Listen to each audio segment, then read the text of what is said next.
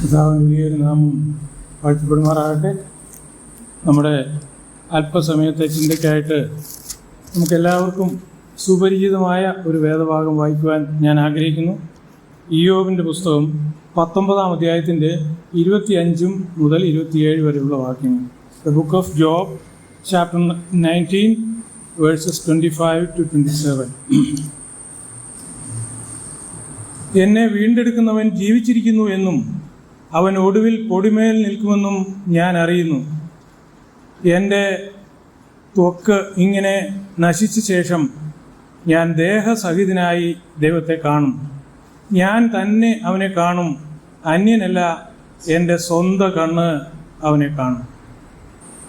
ഇത്ര ബോൾഡായിട്ട്, ഇത്ര ധൈര്യത്തോടുകൂടെ, ഇത്ര നിശ്ചയദാർഢ്യത്തോടുകൂടെ ഈ പറഞ്ഞ കാര്യങ്ങൾ പറയുവാൻ കഴിഞ്ഞ ആള് 4000-ലധികം വർഷം മുമ്പ് ജീവിച്ചിരുന്ന ആളാണെന്ന് നമ്മൾ ഓർക്കുമ്പോൾ അത് നമുക്ക് ആശ്ചര്യപ്പെടുത്തുന്നതാണ് എന്നുള്ളതിന് യാതൊരു സംശയവുമില്ല.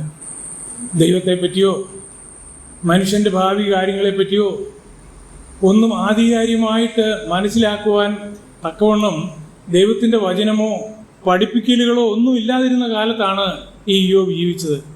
അങ്ങനെ ഇല്ലാതിരുന്ന കാലത്ത് താനോട് പ്രത്യേകം പറയുകയാണ്, ഞാൻ തന്നെ അന്യനല്ല, എൻ്റെ സ്വന്തം കണ്ണ് അവനെ കാണും. എത്രയോ ബോൾഡായിട്ടുള്ള, എത്രയോ ധൈര്യത്തോടുകൂടിയുള്ള ഒരു പ്രസ്താവനയാണ് എന്നുള്ളത് നമുക്കിവിടെ കാണുവാൻ കഴിയും. വളരെ വർഷങ്ങൾക്ക് മുമ്പ് ഒരു സഭയിൽ ഒരു ആലോചനയോഗം നടന്നു. ആ ആലോചനയോഗം ബൈബിൾ ക്ലാസ്സിനോടുള്ള ബന്ധത്തിലായിരുന്നു. ഏത് വിഷയമാണ് ബൈബിൾ ക്ലാസ്സിൽ എടുക്കണമെന്നുള്ളതിനെ പറ്റി ഒരു ആലോചനയോഗം ആ സഭാ ഉള്ളിൽ വെച്ച് നടന്നു. പലരും പല അഭിപ്രായങ്ങളൊക്കെ പറഞ്ഞു. ലേഖനങ്ങളിൽ ചില കാര്യങ്ങൾ വേണം, അല്ലെങ്കിൽ സുവിശേഷങ്ങളിൽ ചിലത് വേണം, അപ്പോസ്തല പ്രവർത്തനം, ഇങ്ങനെ പല അഭിപ്രായം പറഞ്ഞു. ഒരാൾ പറഞ്ഞു, ഇല്ല, നമുക്ക് ഇയ്യോബിൻ്റെ പുസ്തകം പഠിക്കണം എന്ന് പറഞ്ഞു. ഇയ്യോബിൻ്റെ പുസ്തകം പഠിക്കണമെന്ന് പറഞ്ഞപ്പോൾ വേറൊരാൾ പറഞ്ഞു, 4000-ലധികം മുമ്പ് നടന്ന ഒരു ചരിത്രം, അല്ലെ ഒരു സംഭവം, ഇന്നത്തെ ജീവിത സാഹചര്യവുമായിട്ട് യാതൊരു സാമ്യവുമില്ല. ഇന്ന് അതേപോലുള്ള സാഹചര്യങ്ങളൊന്നും ഇന്നും നടക്കുകയുമില്ല. പിന്നെ എന്തിനാണ് നമ്മൾ ഇത്ര വിശദമായിട്ട് അതിനെപ്പറ്റി പഠിക്കുന്നത് എന്ന് ഒരാൾ അഭിപ്രായപ്പെട്ടു. പറഞ്ഞതൊക്കെ ശരിയാ, ഇന്നത്തെ സാഹചര്യവുമായിട്ട് സാമ്യപ്പെടുന്ന ഒരു കാര്യമല്ല ഇയ്യോബിൻ്റെ ജീവിത ചരിത്രം എന്ന് നമുക്കറിയാം. എന്നാൽ ആ ജീവചരിത്രത്തിലെ അതിൻ്റെ ആശയവും അതിലെ കഥാപാത്രങ്ങളുമൊക്കെ വളരെ വ്യത്യസ്തമാണ്, വളരെ അസാധാരണമായ കഥാപാത്രങ്ങളാണ്. അതുകൊണ്ട് എന്തിനാണ് പഠിക്കുന്നതെന്നൊക്കെ ഉള്ളൊരു ചിന്ത ഒരുപക്ഷെ ഇന്നും ആ ചിന്ത ഉള്ളവർ ഉണ്ടായിരിക്കും എന്നുള്ളതിന് യാതൊരു സംശയവുമില്ല.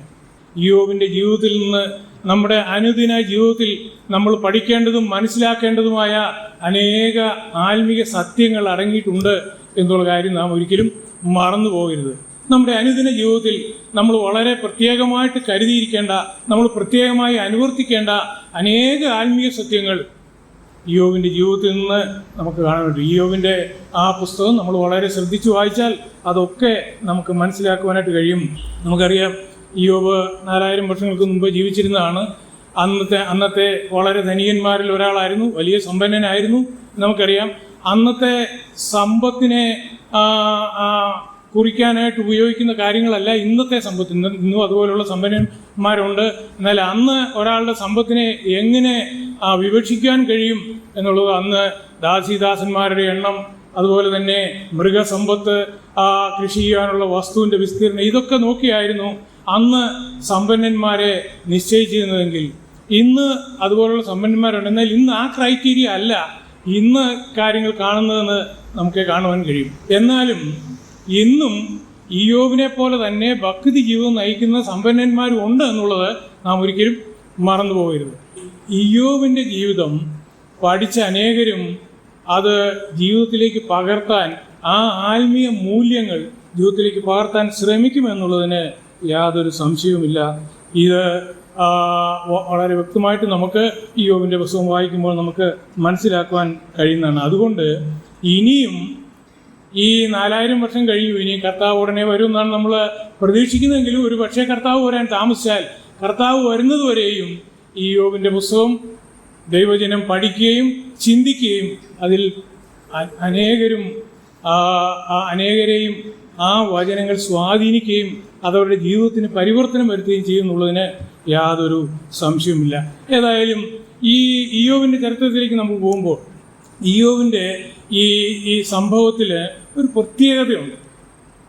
ഇയ്യോബിൻ്റെ സംഭവത്തിലെ പ്രത്യേകത എന്ന് പറയുന്നത് അത് കേവലം മനുഷ്യനെ മാത്രം സംബന്ധിച്ചുള്ള ഒരു കാര്യമല്ല.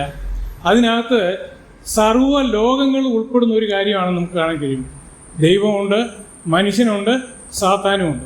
സർവ്വ ലോകങ്ങളും കൂടി ഉൾപ്പെട്ട ഒന്നാണ് ഈ ഇയ്യോബിൻ്റെ ചരിത്രം എന്ന് നമുക്ക് ഇയ്യോബിൻ്റെ ആ ജീവചരിത്രം എന്നുള്ളത് നമുക്ക് അറിയുവാനായിട്ട് കഴിയും.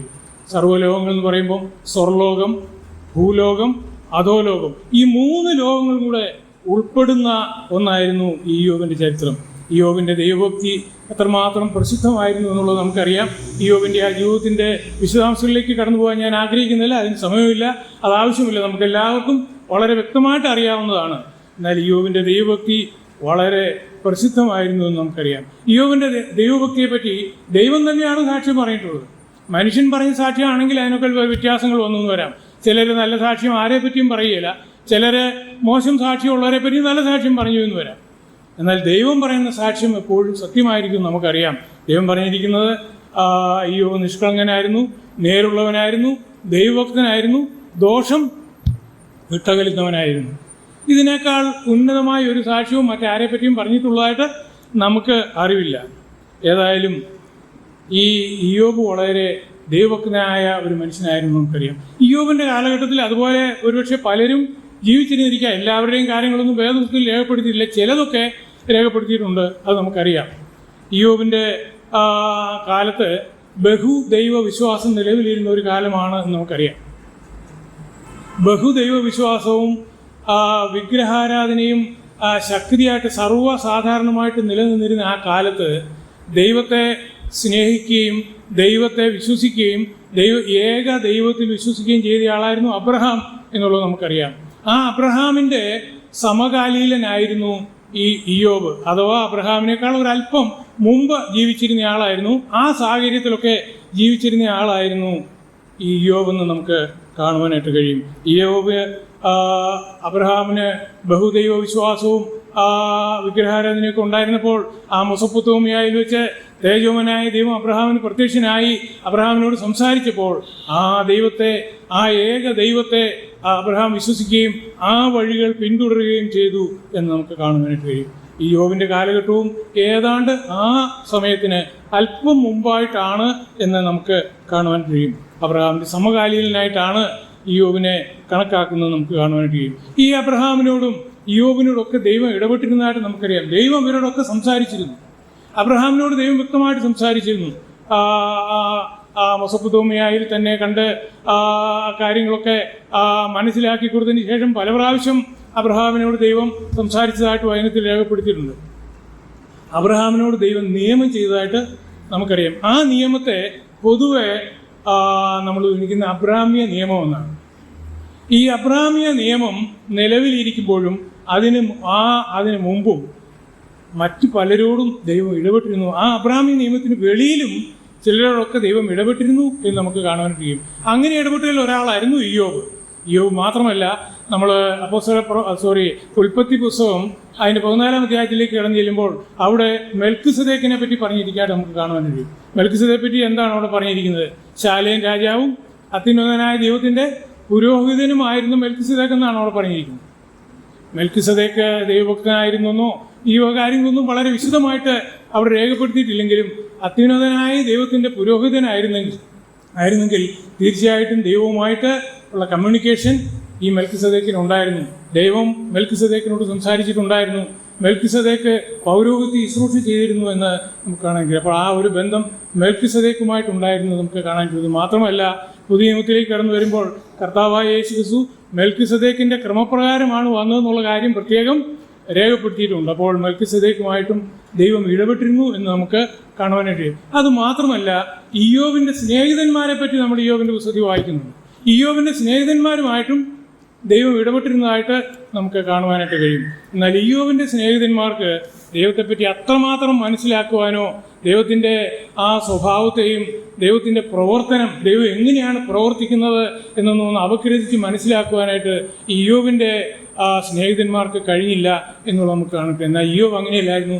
ദൈവത്തിൻ്റെ സ്വഭാവത്തെയും ദൈവത്തിൻ്റെ ഹിതത്തെയും പറ്റി വളരെ വ്യക്തമായിട്ട് അറിയാവുന്ന ആളായിരുന്നു ഇയ്യോബ് എന്ന് നമുക്ക് കാണുവാനായിട്ട് കഴിയും.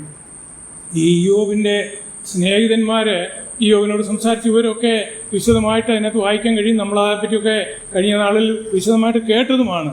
അങ്ങനെ ഇയ്യോബിൻ്റെ സ്നേഹിതന്മാർ വന്ന് സംസാരിച്ചു.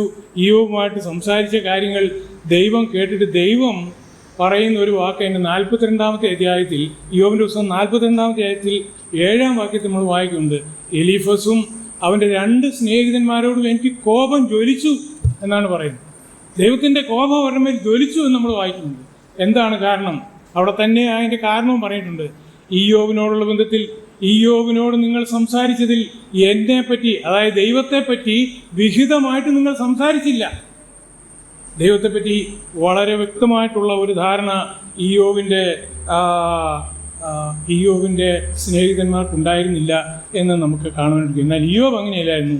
ദൈവത്തിൻ്റെ സ്വഭാവം, ദൈവത്തിൻ്റെ ഹിതം, ഇതെല്ലാം നന്നായിട്ട് മനസ്സിലാക്കിയ ഒരാളായിരുന്നു ഇയ്യോബ് എന്ന് നമുക്ക് കാണാൻ കഴിയുന്നതാണ്. ഇയ്യോബിൻ്റെ ജീവിതം അതാണ് നമ്മളെ പഠിപ്പിക്കുന്നത്.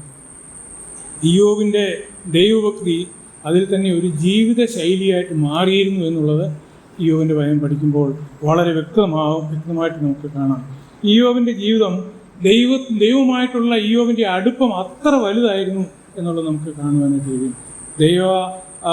ദൈവഭക്തിക്ക് വളരെ പ്രാധാന്യം കൊടുത്ത വ്യക്തിയായിരുന്നു ഇയ്യോബ് എന്ന് കാണാൻ കഴിയും. തൻ്റെ നടപ്പ് നിഷ്കളങ്ക പാതയിൽ തന്നെയായിരുന്നു എന്ന് കാണാം. അതുകൊണ്ടാണ് ദൈവം സാക്ഷ്യം പറഞ്ഞപ്പോൾ അതിൻ്റെ ആദ്യം തന്നെ പറഞ്ഞ് ഇയ്യോബ് നിഷ്കളങ്കനാണെന്നാണ് പറഞ്ഞത്. തൻ്റെ നടപ്പെല്ലാം നിഷ്കളങ്ക പാതയിൽ തന്നെ ആയിരുന്നു എന്ന് വളരെ വ്യക്തമായിട്ട് അവിടെ രേഖപ്പെടുത്തിയിട്ടുള്ളതായിട്ട് കാണുവാനായിട്ട് കഴിയും. 119 സങ്കീർത്തനത്തിൻ്റെ 1-ാം വാക്യത്തിലേക്ക് നമ്മൾ വരുമ്പോൾ, യഹോവയുടെ ന്യായപ്രമാണം അനുസരിച്ച് നടപ്പിൽ നിഷ്കളങ്കരായവർ ഭാഗ്യവാന്മാർ എന്ന് പ്രത്യേകം രേഖപ്പെടുത്തിയിട്ടുള്ളതായിട്ട് നമുക്ക് കാണാനായിട്ട് കഴിയും. നടപ്പിൽ നിഷ്കളങ്കരായവർ ഭാഗ്യവാന്മാർ എന്ന് രേഖപ്പെടുത്തുന്നുണ്ട്. ആ ഭാഗ്യപദവി ഇയ്യോബിന് ലഭിച്ചിരുന്നു എന്ന് നമുക്ക് കാണുവാനായിട്ട് കഴിയും. ആ ഭാഗ്യപദവി നമുക്കൊക്കെ ലഭിച്ചിട്ടുണ്ടോ എന്നുള്ള കാര്യം നമ്മൾ എപ്പോഴും ചിന്തിച്ച് നോക്കേണ്ട ഒരു വിഷയമാണ്. ഇയ്യോബിന് അത് ലഭിച്ചു. 4000-ലധികം വർഷം മുമ്പ് ജീവിച്ചിരുന്ന ഇയ്യോബിന് ആ ഭാഗ്യം ലഭിച്ചു എന്നുള്ളത് നമുക്ക് കാണാൻ കഴിയും. മാത്രമല്ല, നമ്മൾ ആവർത്തന പുസ്തകം 5-ാം അധ്യായത്തിലേക്ക് കടന്നു ചെല്ലുമ്പോൾ അവിടെ ഒരു കാര്യം പ്രത്യേകമായിട്ട് ദൈവം ഇസ്രായേൽ മക്കളോട് പറയുന്നതായിട്ട് നമുക്ക് കാണാനായിട്ട് കഴിയും. 5:32 ആകയാൽ യഹോവ നിങ്ങളോട് കൽപ്പിച്ചതൊക്കെ ചെയ്യുവാൻ ജാഗ്രതയായിരിപ്പീൻ. യഹോവ നിങ്ങളോട് കൽപ്പിച്ചതൊക്കെ ചെയ്യുവാൻ ജാഗ്രതയായിരിപ്പീൻ, ഇടത്തോട്ടെങ്കിലും വലത്തോട്ടെങ്കിലും മാറരുത് എന്ന് പ്രത്യേകം കൽപ്പിച്ചിരുന്നതായിട്ട് നമുക്ക് കാണാൻ കഴിയും. മോശ മുഖാന്തരം ദൈവം ഇസ്രായേൽ മക്കൾക്ക് കൊടുത്ത കൽപ്പനകളിൽ വളരെ ജാഗ്രതയോടെ പാലിക്കേണ്ട ഒരു കൽപ്പനയായിരുന്നു, നിങ്ങൾ ദൈവം തന്നിരിക്കുന്ന ന്യായപ്രമാണത്തിൽ നിന്ന് അണുവീട പോലും മാറുവാൻ ദൈവം അനുവദിച്ചിരുന്നില്ല. ആ കൽപ്പന തന്നെയാണ് ഇന്നും ദൈവമക്കൾക്കുള്ളതെന്ന് നമുക്ക് കാണുവാനായിട്ട് കഴിയും. ഇടത്തോട്ടെങ്കിലും വലത്തോട്ടെങ്കിലും മാറരുത് എന്ന് പറഞ്ഞിരിക്കുന്നു. എന്താണ് ഇടത്തോട്ട് മാറുക, എന്താണ് വലത്തോട്ട് മാറുക എന്ന് പറഞ്ഞാൽ? ഇടത്തോട്ട് മാറുക എന്ന് പറഞ്ഞാൽ ദൈവവചനത്തിൽ നിന്ന് കുറച്ച് കളയുക, ദൈവവചനത്തിൽ നിന്ന് കുറയ്ക്കുക. ഇത്രയൊന്നും വേണ്ട, അങ്ങനെയൊക്കെ പറഞ്ഞിട്ടുണ്ടെന്ന് വിചാരിച്ചാൽ അതൊന്നും നമ്മൾ ചെയ്യേണ്ട. അതാണ് സാത്താൻ ആദ്യ മാതാവിനോടും ചെയ്തത്. അങ്ങനെയൊക്കെ ദൈവം പറഞ്ഞിട്ട് അതിലൊന്നും വലിയ കാര്യമില്ല, അതൊക്കെ അങ്ങനെ പറയുന്നേ ഉള്ളൂ, അത് സാരമില്ല, അത് വലിയ ആവശ്യമുള്ള കാര്യമല്ല, നിങ്ങൾ അങ്ങനെയല്ല ചെയ്യേണ്ടതെന്ന് പറഞ്ഞു. അതായത് ദൈവവചനത്തിൽ നിന്ന് കുറച്ച് കളയുക, അത്രയൊന്നും വേണ്ട. നമ്മൾ ദൈവവചനം അനുസരിക്കുകയോ ദൈവവചനപ്രകാരം മുന്നോട്ട് പോവുകയോ ചെയ്യാതിരിക്കാൻ സാത്താൻ നമ്മളെ പിടിച്ച് പുറകോട്ട് വലിക്കും. അതാണ് സാത്താൻ ചെയ്യുന്നത്. അങ്ങനെ പുറകോട്ട് പോകുന്നതിനാണ് ഇടത്തോട്ട് പോവുക എന്ന് പറയുന്നത്. എന്താ വലത്തോട്ട് പോവുക എന്ന് പറഞ്ഞാൽ ദൈവവചനത്തിൻ്റെ കൂടെ കൂട്ടിച്ചേർക്കുക, കുറച്ചുകൂടെ വേണം, ഇത്രയൊന്നും പോരാ, കുറച്ചുകൂടെയൊക്കെ ചേർത്തെങ്കിലേ നമുക്ക് പറ്റുള്ളൂ. ദൈവവചനത്തോട് കൂട്ടിച്ചേർക്കുന്നതിനെയാണ് വലത്തോട്ട് പോവുക എന്ന് പറയുന്നത്. നമ്മുടെ സൈമൺ സാറ് ഒരിക്കൽ പറഞ്ഞതായിട്ട് ഞാൻ വായിച്ചിട്ടുണ്ട്. സാത്താൻ ഇപ്പോൾ ചെയ്യുന്നത് എല്ലാ മനുഷ്യരെയും പുറകോട്ട് വലിക്കാനായിട്ട് ശ്രമിക്കും. എല്ലാ മനുഷ്യരെയും പുറകോട്ട് വലിക്കാനായിട്ടാണ് ശ്രമിക്കുന്നത്. പുറകോട്ട് വലിക്കുക എന്ന് പറഞ്ഞാൽ വചനം അനുസരിക്കാതെ ഇത്രയൊന്നും വേണ്ടെന്നേ, അതൊന്നും വലിയ കാര്യമുള്ള കാര്യമല്ല, നിങ്ങൾ ഇങ്ങനെയൊക്കെ ചെയ്താൽ മതി. അത് അനേകരും അനുസരിക്കും, എന്നാൽ എല്ലാവരും അതനുസരിക്കുകയില്ല. ഇല്ല, ഞങ്ങൾ ദൈവത്തിൻ്റെ വചനം പ്രമാണിക്കും എന്ന് പറയുന്നവരെ സാത്താൻ അങ്ങ് മുന്നോട്ട് തള്ളിവിടും. എന്നിട്ട് പറയും, നിങ്ങൾ ഈ പറയുന്നതൊന്നും പോരാ, ഇതുകൊണ്ടൊന്നും ദൈവസന്നിധിയിൽ പോവുകയില്ല, ഇതുകൊണ്ടൊന്നും പോരാ, ഇതിൽ കൂടെ കുറച്ചുകൂടിയൊക്കെ ചെയ്യണമെന്ന് പറഞ്ഞ് അവരെ മുന്നോട്ട് തള്ളിവിടും. ദൈവത്തിൻ്റെ വചനത്തിൽ നിന്ന് അവരെ മുന്നോട്ട് തള്ളിവിടും. അതാണ് വലത്തോട്ട് വിടുക എന്ന് പറഞ്ഞു. ഇന്നും അതൊക്കെ സർവ്വസാധാരണമായിട്ട് നടക്കുന്ന ഒരു കാര്യമാണ്. ദൈവത്തിൻ്റെ വചനം മുഴുവൻ അനുസരിക്കാതെ അല്ലെങ്കിൽ അത് മാത്രം പോരാ, വെറുതെ ഒന്ന് വിശ്വസിച്ച് രക്ഷ പ്രാപിച്ച് സ്വർഗത്തിൽ പോകാമെന്ന് വിചാരിച്ച് അങ്ങനെയൊന്നും നടക്കുകയില്ല. അതിൻ്റെ കൂടെ മറ്റനേക കാര്യങ്ങൾ ചെയ്തെങ്കിലേ ഒക്കുള്ളൂ എന്ന് പഠിപ്പിക്കുന്ന അനേകർ ഇന്നത്തെ കാലത്തുമുണ്ട്. എന്നാൽ വചനം കൃത്യമായിട്ട്, ദൈവവചനം എന്ത് പറയുന്നു അത് കൃത്യമായിട്ട് അനുസരിക്കണം എന്നുള്ളതാണ് ദൈവം നമ്മെപ്പറ്റി ആഗ്രഹിക്കുന്നത് എന്ന് നമുക്ക് കാണുവാൻ കഴിയും. ദൈവം അങ്ങനെ പറഞ്ഞിട്ടുള്ള കാര്യങ്ങളാണ് ഇയ്യോബും അബ്രഹാമും ഒക്കെ അനുസരിച്ചത് നമുക്ക് കാണാൻ കഴിയും. അവരുടെയൊക്കെ കാര്യങ്ങൾ നമുക്ക് വ്യക്തമായിട്ട് അറിയാം. അവരൊക്കെ അങ്ങനെ കൃത്യമായിട്ട് ദൈവത്തിൻ്റെ വചനം അനുസരിച്ചവരാണ് നമുക്ക് കാണാൻ കഴിയും. ഇയ്യോബ് വളരെ സമ്പന്നനായിരുന്നു എന്ന് നമുക്കറിയാം. അത് നമ്മൾ നേരത്തെ ചിന്തിച്ചല്ലോ. ആ ഇയ്യോബിൻ്റെ സമ്പന്നതയൊന്നും തൻ്റെ ഭക്തി ജീവിതത്തിന് ഒരിക്കലും ഒരു തടസ്സം ആയിരുന്നില്ല. തൻ്റെ ഭക്തി ജീവിതത്തിന് തൻ്റെ സമ്പത്ത് ഒരിക്കലും ഒരു തടസ്സമായിരുന്നില്ല എന്ന് നമുക്ക് കാണാൻ കഴിയും. അബ്രഹാമും അങ്ങനെ തന്നെയായിരുന്നു. അബ്രഹാമും ബഹുസമ്പന്നനായിരുന്നു എന്ന് നമ്മൾ വായിക്കുന്നത്. ബഹുസമ്പന്നനായിരുന്നെങ്കിലും അബ്രഹാമിൻ്റെ ആ സമ്പന്നത, അബ്രഹാമിൻ്റെ ആ ധനത്തിൻ്റെ ആധിക്യമൊന്നും അബ്രഹാമിൻ്റെ ആ ഭക്തി ജീവിതത്തിന് ഒരു തടസ്സമായിരുന്നില്ല എന്ന് നമുക്ക് കൃത്യമായിട്ട് കാണുവാൻ കഴിയും. അബ്രഹാമിനെ പറ്റി നമ്മൾ വായിക്കുന്നത് കൂടാരങ്ങളിൽ വസിച്ചുകൊണ്ട് ദൈവം ശില്പിയായി നിർമ്മിച്ചതും അടിസ്ഥാനമുള്ള കാര്യത്തിനായിട്ട് കാത്തിരുന്നതും നമ്മൾ വായിക്കുന്നത്. എന്നാൽ അബ്രഹാമിനെ പോലെ തന്നെ അബ്രഹാമിനോട് ചേർന്ന് പോകുന്നയാളാണ് ലോത്ത്. ലോത്തും ഒരു നീതിമാനായിരുന്നു. എന്നാൽ ലോത്തിന് അബ്രഹാമിൻ്റേതുപോലെയുള്ള ആ ചിന്താഗതിയോ അതുപോലുള്ള ആ കാര്യങ്ങളോ നിലനിർത്താൻ കഴിയാതെ കേവലം വലഞ്ഞുപോയ നീതിമാൻ എന്നുള്ള പേരിന് മാത്രമേ ഈ ലോത്തിന് ലഭിക്കുവാനായിട്ട് ഇടയായുള്ളൂ എന്നുള്ള കാര്യമൊക്കെ നമുക്കറിയാം. എന്നാൽ ഇയ്യോബിനോടുള്ള ബന്ധത്തിൽ അങ്ങനെയല്ലായിരുന്നു എന്നുള്ളത് നമുക്ക് അറിയാം. ഇയ്യോബ് ദൈവഭക്തനായിരുന്നെങ്കിലും ആയിരുന്നു എന്ന് മാത്രമല്ല, ഇയ്യോബ് സകല കുടുംബത്തോടും കൂടെ ദൈവത്തെ ആരാധിച്ചിരുന്നവനാണ്, ദൈവത്തെ മഹത്വപ്പെടുത്തിയിരുന്നവനാണ്. ഇയ്യോബിൻ്റെ കുടുംബ ബന്ധം വളരെ ശ്രേഷ്ഠമായിരുന്നു എന്നുള്ളത് നമുക്കറിയാം. നമ്മൾ ഇസ്രായേലിനെ നടത്തിയ യോശുവയുടെ ചരിത്രം, യോശുവയുടെ പുസ്തകത്തിൻ്റെ 24-ാം അധ്യായത്തിൻ്റെ 15-ാം വാക്യത്തിൽ ചരിത്ര പ്രസിദ്ധമായ ഒരു പ്രസ്താവന യോശു നടത്തിയിരിക്കുന്നതായിട്ട് നമുക്കറിയാം. നമുക്കെല്ലാവർക്കും അറിയാം, കാണാതെ അറിയാവുന്നതാണ്. ഞാനും എൻ്റെ കുടുംബമോ ഞങ്ങൾ യഹോവയെ സേവിക്കും. ഈ ചരിത്ര പ്രസ്താവന യോശുവ നടത്തുന്നതിന് എത്രയോ വർഷങ്ങൾക്ക് മുമ്പ് ജീവിച്ചിരുന്ന ഇയ്യോബിൻ്റെ ജീവിതത്തിലും അതേ ആശയമാണ് ഇയ്യോബ് നടത്തിയെന്ന് നമുക്ക് കാണുവാനായിട്ട് കഴിയും. ഈ ഇയ്യോബിൻ്റെ തന്നെ മക്കളോടുള്ള സമീപനം താൻ എത്രമാത്രം ഭക്തിയോടുകൂടി കുടുംബജീവിതം നയിച്ചതെന്നുള്ളത് വ്യക്തമായി വെളിപ്പെടുത്തുന്ന ഒരു കാര്യമാണ്. തൻ്റെ മക്കളോടുള്ള സമീപനം 1-ാം അധ്യായത്തിൽ വളരെ വ്യക്തമായിട്ട് രേഖപ്പെടുത്തിയിട്ടുള്ളതായിട്ട് നമുക്കറിയാം. തൻ്റെ മക്കളെ ഓരോരുത്തരെയും വിളിച്ച് മക്കൾക്ക് വേണ്ടി ഹോമയാഗം കഴിച്ചതായിട്ട് അവിടെ വായിക്കുന്നുണ്ട്. ഹോമയാഗം കഴിക്കുക മാത്രമല്ലായിരുന്നു, അവരെ വീട്ടിൽ വിളിച്ച് വിശുദ്ധീകരിച്ചു എന്ന് നമ്മൾ വായിക്കുന്നുണ്ട്. അത് മാത്രമല്ല, ഈ 1-ാം അധ്യായത്തിൻ്റെ ഇയ്യോബിൻ്റെ പുസ്തകം 1-ാം അധ്യായത്തിൻ്റെ 5-ാം വാക്യത്തിൽ നിന്ന് വായിക്കുന്നത് ഇങ്ങനെ ഇയ്യോബ് എല്ലായ്പ്പോഴും ചെയ്തു വന്നു. ഒരിക്കലോ വല്ലപ്പോഴും ഒക്കെ അവരെ ഒന്ന് വിളിച്ചു, യാഗം കഴിച്ചു, അവർക്ക് വേണ്ടി വിശുദ്ധീകരിച്ചു എന്നൊന്നും മാത്രമല്ല, അങ്ങനെ എല്ലായ്പ്പോഴും ഇയ്യോബ് ചെയ്യുന്നു. ഇയ്യോബിൻ്റെ ഭക്തിയുടെ മാഗ്നിറ്റ്യൂഡ് എന്തുമാത്രം ഉണ്ട് എന്ന് മനസ്സിലാക്കുന്ന, വെളിപ്പെടുത്തുന്ന ഒരു കാര്യമാണ് ഇതെന്ന് നമുക്ക് കാണാൻ കഴിയും. ഈ ഭക്തി ജീവിതം, ഈ കുടുംബവുമായിട്ടുള്ള ഭക്തി ജീവിതം ഇയ്യോബിൻ്റെ ഒരു റൂട്ടീൻ കാര്യമായിരുന്നു. എന്നും ദിനംതോറും ആചരിച്ചു വന്നിരുന്ന ഒരു കാര്യമല്ല. വല്ലപ്പോഴുമോ ഞായറാഴ്ച മാത്രം ദൈവഭക്തനായിരിക്കുകയും മറ്റു ദിവസം ഇഷ്ടം പോലെ ജീവിക്കുന്ന ഒരു കാര്യമല്ലായിരുന്നു ഇയ്യോബിൻ്റെ എന്നുള്ളത് നമുക്ക് കാണാനായിട്ട് കഴിയും. നമ്മുടെ കുഞ്ഞുങ്ങളെ വളർത്തുന്നതിൽ നമ്മളൊക്കെ വളരെ ഉത്സാഹമുള്ളവരാണ്. അവരെ നന്നായി പഠിപ്പിക്കണം, അവർക്ക് നല്ല ജോലി കിട്ടണം, അവരുടെ ജീവിതം ശോഭനമായി തീരണം. ഇതൊക്കെ ആവശ്യമാണ്, ഇതൊക്കെ വേണ്ടതുമാണ്. എന്നാൽ അവരെ ലോകപ്രകാരം വലിയവരാക്കുന്നതിനാണോ, അവരെ ഒരു നല്ല ആത്മീയരാക്കുന്നതിലാണോ നമ്മളുടെ പ്രയോറിറ്റി എന്നുള്ള കാര്യം നാം ഒരിക്കലും മറന്നു പോകാനായിട്ട് ഇടയാകരുത്.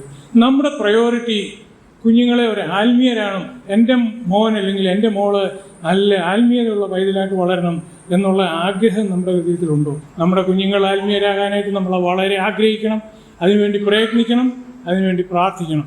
അങ്ങനെ വരുമ്പോൾ മാത്രമേ നമ്മൾ കുഞ്ഞുങ്ങൾ അനുഗ്രഹിക്കപ്പെടുള്ളൂ. കർത്താവ് പീലാത്തോസിൻ്റെ അടുത്ത് വിചാരണയൊക്കെ കഴിഞ്ഞ് കർത്താവിനെ ക്രൂശിക്കാനായിട്ട് കൊണ്ടുപോയപ്പോൾ അനേകരെ അവനെ ഫോളോ ചെയ്ത് കർത്താവിനെ ഫോളോ ചെയ്ത അനേക സ്ത്രീകളും കരഞ്ഞുകൊണ്ട് അവൻ്റെ പുറകെ വന്നപ്പോൾ കർത്താവ് അവരെ തിരിഞ്ഞു നോക്കിയിട്ട് പറഞ്ഞ വാക്ക് നമുക്കൊക്കെ അറിയാം. ലൂക്കോസിൻ്റെ സുവിശേഷം 23-ാം അധ്യായത്തിൻ്റെ 38-ാം വാക്യത്തിൽ അത് പറയുന്നുണ്ട്.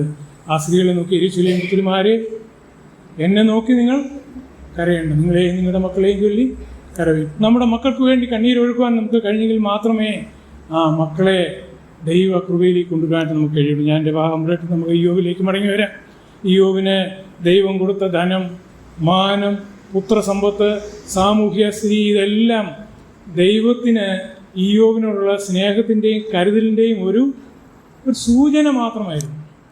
ദൈവം ഇയ്യോബിനെ സ്നേഹിച്ചിരുന്നു, കരുതിയിരുന്നു. അതിൻ്റെ ഒരു സൂചനയായിരുന്നു ഈ സമ്പത്തും കാര്യങ്ങളൊക്കെ. അങ്ങനെ ഇരിക്കുമ്പോൾ ദൈവം വിചാരിച്ചു ഇയ്യോബിനെ ആ സമ്പത്തൊക്കെ ഒന്ന് കൂട്ടിക്കൊടുക്കണം, എല്ലാം ഒന്ന് ഇരട്ടിയാക്കി കൊടുക്കണമെന്ന് വിചാരിച്ചു. എന്ന് പറഞ്ഞാൽ ഇയ്യോബിന് ഒരു പ്രൊമോഷൻ കൊടുക്കണം. ഇയ്യോബിൻ്റെ സമ്പത്തെല്ലാം ഒന്ന് ഇരട്ടിയാക്കാനായിട്ട് വിളിച്ചു. അങ്ങനെയാണ് ഇയ്യോബിന് ഒരു പ്രൊമോഷൻ കൊടുക്കാനായിട്ട് വിളിച്ചു. അങ്ങനെ ഒരു വലിയ ടെസ്റ്റ്, ഇയ്യോബിന് കൊടുത്ത ടെസ്റ്റ് വളരെ കഠിനമായിരുന്നു എന്ന് നമുക്കറിയാം. ആ ടെസ്റ്റിൻ്റെ വിശദാംശത്തിലേക്കൊന്നും കടന്നു പോകേണ്ട ആവശ്യമില്ല, നമുക്ക് എല്ലാവർക്കും അറിയാം. വളരെ കഠിനമായ ഒരു പരീക്ഷയാണ് ഇയ്യോബിന് കൊടുത്ത്. അത്യപൂർവമായ അത്യന്തം അസാധാരണമായ ഒരു പരീക്ഷ. ആ പരീക്ഷയിലൊക്കെ നമുക്കൊക്കെ അതുപോലൊരു പരീക്ഷ വന്ന് നമ്മൾ നിൽക്കുമോ അറിയില്ല. എന്നാൽ ദൈവത്തിന് ഒരു കാര്യം അറിയായിരുന്നു, ഈ പരീക്ഷ ഇയ്യോബിന് കൊടുത്താൽ അതിനെ അതിജീവിക്കും, അവൻ നിൽക്കും എന്നറിയാമായിരുന്നു. അങ്ങനെ ഇയ്യോബ് നിൽക്കുകയെന്നറിയാമായിരുന്നെങ്കിൽ ദൈവം ആ പരീക്ഷ ഒരിക്കലും ഇയ്യോബിന് കൊടുക്കുകയില്ലായിരുന്നു. ഇയ്യോബിന് കൊടുത്തത് ഇയ്യോബ് അതിൽ നിലനിൽക്കുമെന്നറിയാവുന്നതുകൊണ്ടാണ്. നമ്മുടെയൊക്കെ ജീവിതത്തിലും ചില പരീക്ഷകളൊക്കെ നമുക്ക് തരും. ചില പരീക്ഷകൾ നമുക്ക് തരാതിരിക്കുന്നത് നമ്മളതിൽ നിലനിൽക്കുകയില്ല എന്നറിഞ്ഞാൽ നമുക്ക് തരികയില്ല.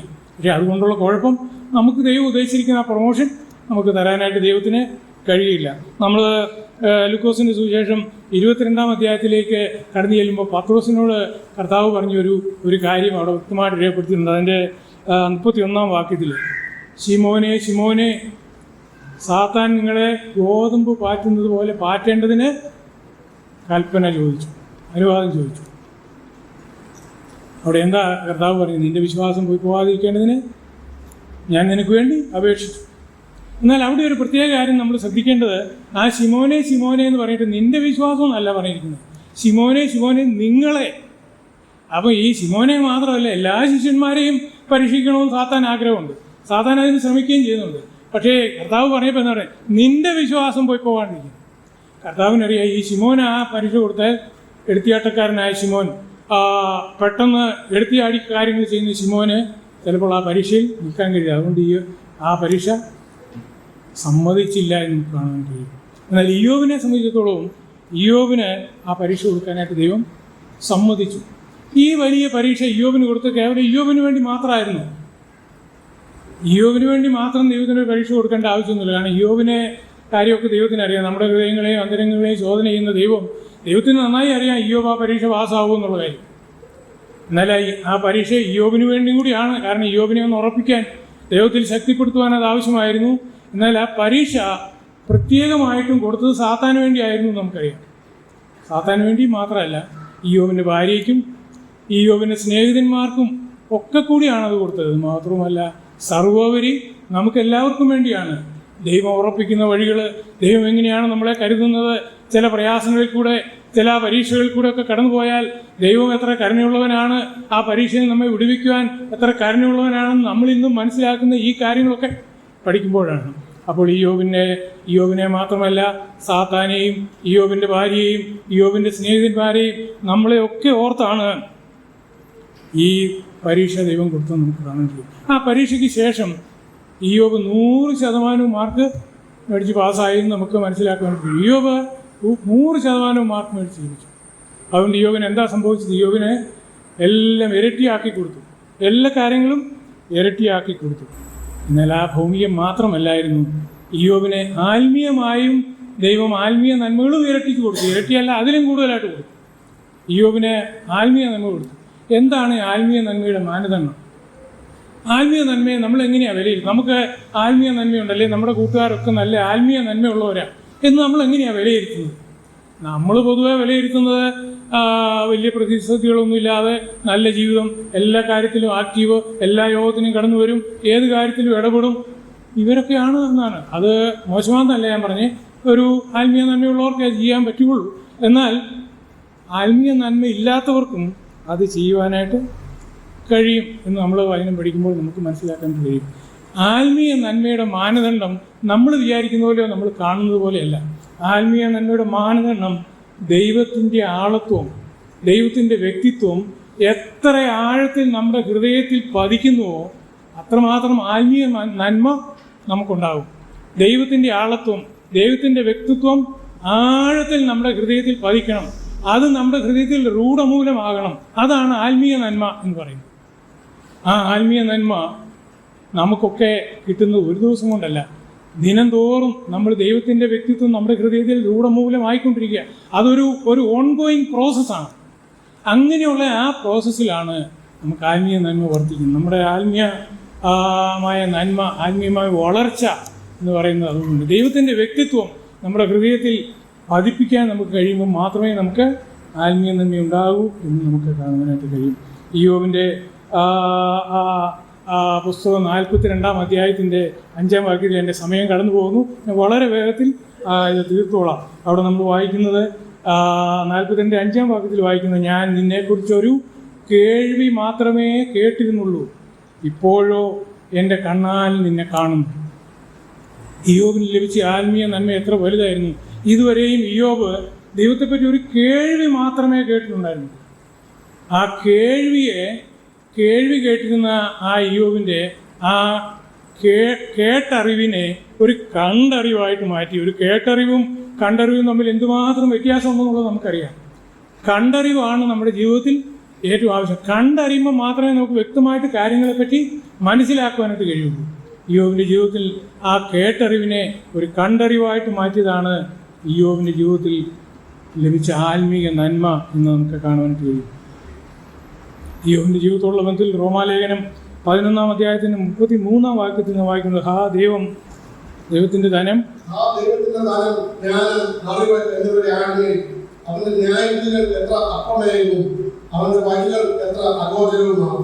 താഴോട്ട് അല്പം കൂടെ വായിച്ചു. കർത്താവിന്റെ മനസ്സ് അറിഞ്ഞവനാണ്, അവന് മന്ത്രിയായിരുന്നവൻ ആണ്, അവന് വല്ലതും മുമ്പേ കൊടുത്തിട്ട് പ്രതിഫലം വാങ്ങുന്നവൻ ആണ്. സകലവും അവനിൽ നിന്നും അവനാലും അവനിലേക്ക് മാറുന്നവല്ലോ, അവൻ എന്നേക്കും മാറുന്നു. നമുക്ക് വളരെ വ്യക്തമായിട്ട് അറിയാവുന്ന ഭാഗമാണ്. ഇയ്യോബിനോട് ദൈവം സംസാരിച്ച ചില കാര്യങ്ങളാണ് അതിനകത്ത് എഴുതിയിരിക്കുന്നത്. ആ കാര്യങ്ങളൊക്കെ പലതും ഇയ്യോബിനോട് ദൈവം സംസാരിച്ചു. ഇയ്യോബിൻ്റെ ആ കേട്ടറിവിനെ ഒരു കണ്ടറിവിലേക്ക് മാറ്റാൻ ഇയ്യോബിനോട് ദൈവം വ്യക്തമായിട്ട് സംസാരിച്ചു. ആ സംസാരത്തിന് ശേഷമാണ് ഇയ്യോബിൻ്റെ ആ കേട്ടറിവ് ഒരു കണ്ടറിവിലേക്ക് മാറിയതെന്ന് ഇയ്യോബ് തന്നെ പറയുന്നതായിട്ട് നമുക്ക് കാണാൻ കഴിയും. ഈ കണ്ടറിവും കേട്ടറിവും ഒക്കെ ഒരു ദിവസം കൊണ്ടുണ്ടാകുന്നില്ല. ഇയ്യോബിനെ മുമ്പ് തന്നെ അറിയാമായിരുന്നാൽ അതൊക്കെ വളരെ വ്യത്യാസപ്പെട്ടു.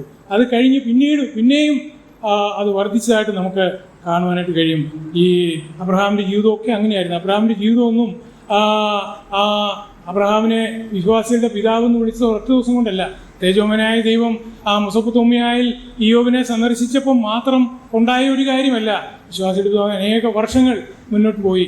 ആ അനുഭവ പരിചയം അബ്രഹാമിൻ്റെ ജീവിതത്തിലുണ്ടായത്.